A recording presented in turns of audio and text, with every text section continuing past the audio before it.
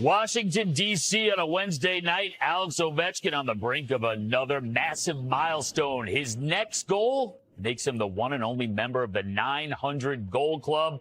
Last year, he broke the record on TNT. So is tonight the night. His Caps play host to the St. Louis Blues.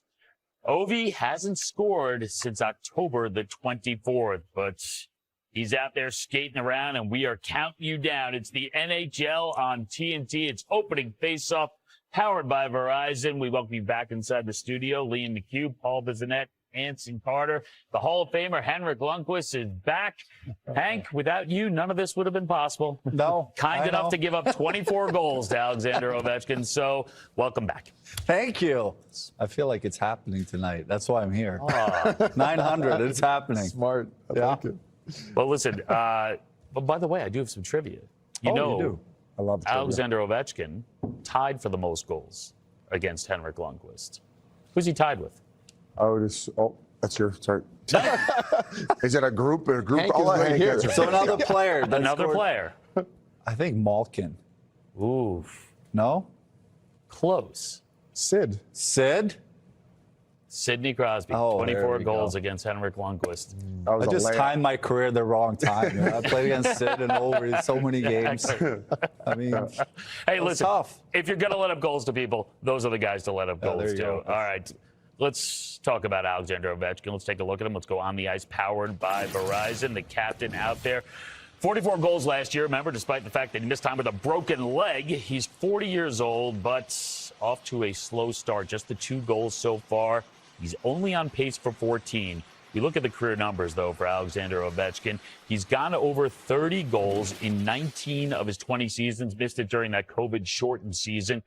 Only 3 players in NHL history have scored 30 or more after turning 40. Earlier, Alexander Ovechkin spoke with our Tarek El-Bashir.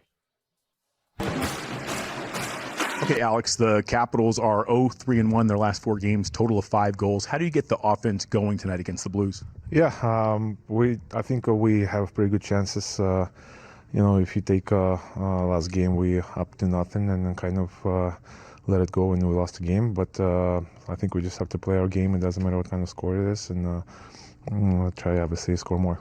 Some bad news for you guys this week. Pierre-Luc Dubois is going to be out for a while. How do you guys overcome losing such an important piece of this team? Yeah, he's a big piece in our team. Obviously a leader on the ice and off the ice. We're going to miss him, but it's big opportunities for different guys to step up and take this role. At the other end of the rink, Logan Thompson, leading the league in save percentage, goals against average. He's playing outstanding. You face him every day in practice. What makes him so special? Yeah, he's calm. He's read the game, see the puck, and he's obviously gives us a chance to win the game. One of my sources told me that you just got an autographed Tom Brady jersey to go with your incredible collection of hockey sticks and hockey jerseys. Where does a Tom Brady jersey rank? Obviously, it's a top sign. So, yeah, I'm pretty happy. Thanks, Tom. From one goat to another. Yes. Well, yeah. I got one more for you. You're 1 goal away from 900. That's going to put you in a category all by yourself. Wayne Gretzky in the 800s, Gordie Howe in the 800s. How do you digest that, just standing alone when you get 1 more goal? Yeah, it's going to be a pretty cool moment. Nobody done it, so yeah, it will be nice. It will be nice. Yeah. 900. Wow. 900 goals. It was unthinkable. 44 last year, only 2 this year. Pierre Dubois out with a lower body injury. Anson, Caps aren't sneaking up on anybody like last year. No, not at all. East is wide open. Are they a lock? I mean, you would think a 1 seed last year in the playoffs would be a lock the next year. I don't think they're locked. I mean, I love their coach, Spencer Carberry, coach the year. He did a tremendous job from last year. Another good year I expect from them this year.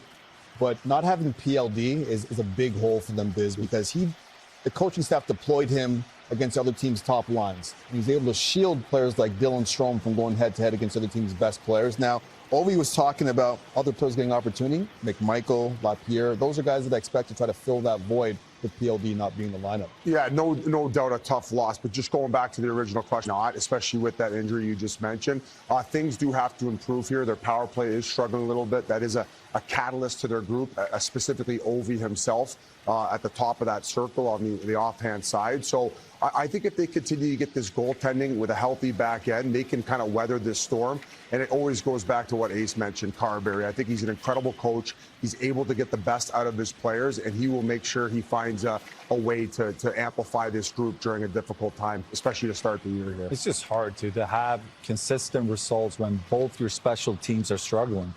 You know, you have the PP on 27th in the league, PK 23rd in the league. If you look at last year, the reason why they were doing so well, every aspect of their game was working so well.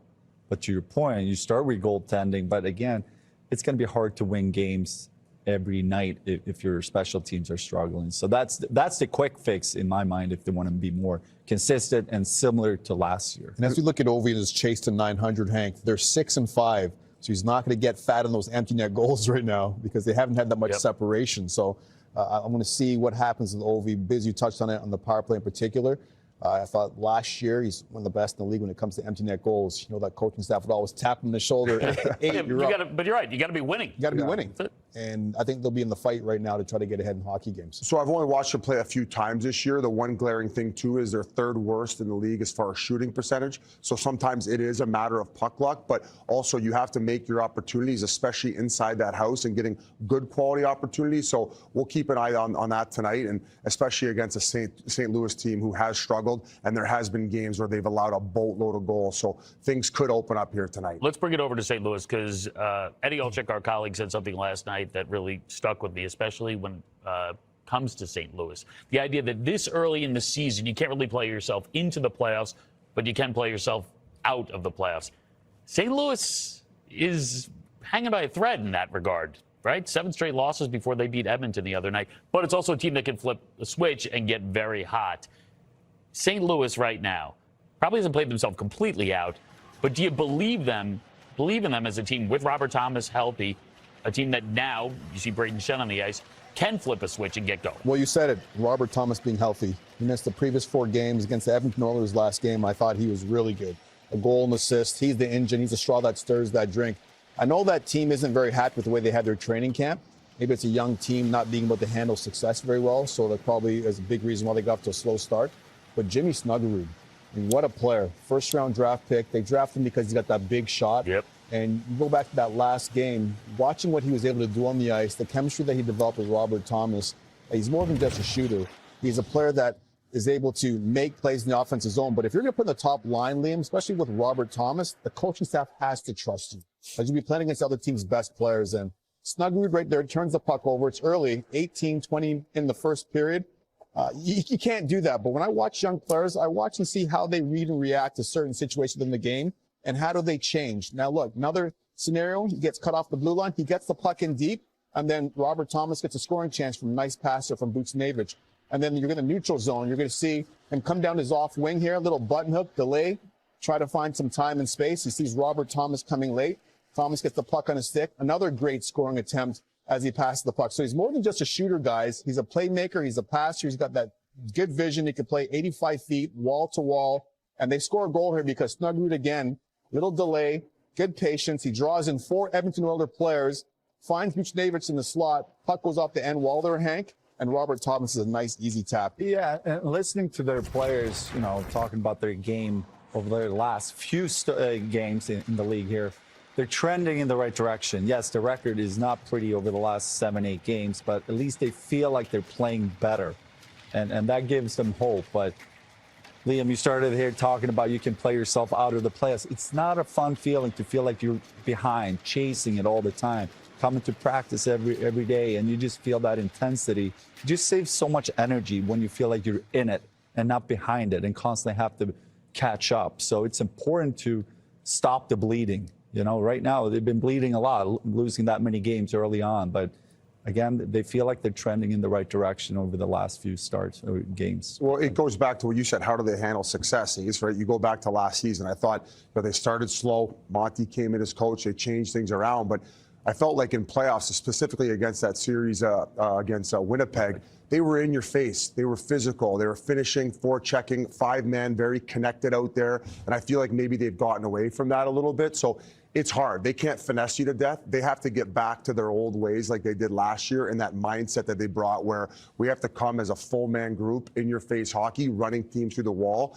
and igniting their home crowd when they do have home ice and figure things out. And it's not going to happen overnight. It's going to have to stagger and stack those wins on top of wins. And I'm sure that that's the hockey that their fan base and their organization wants to see from last season. And to your point there, Biz, too, it's how do you react to the start you actually had? Are you complacent? Are you angry about it? And the guys in St. Louis aren't very happy with it, so that's a good sign that they'll be able to dig themselves out of this hole. Comes down to leadership. Braden Schen's the Blues captain. I feel like he gets the show. Oh, yeah. He's been on. Oh, yeah. Right? He understands. So I feel comfortable showing this clip about Braden Schenn. Oh, yeah. Listen, he likes to hit 500 hits over the last 3 years. Hey. Hey for effort. Sometimes it happens. I'd say lose your chicklets. If I had $1 for every time I did that in the National Hockey League, I'd be as rich as Hank. So, those D-men are pretty shifty out there. Does it count as a hit when you hit the glass that hard? If you hit it hard enough. He got a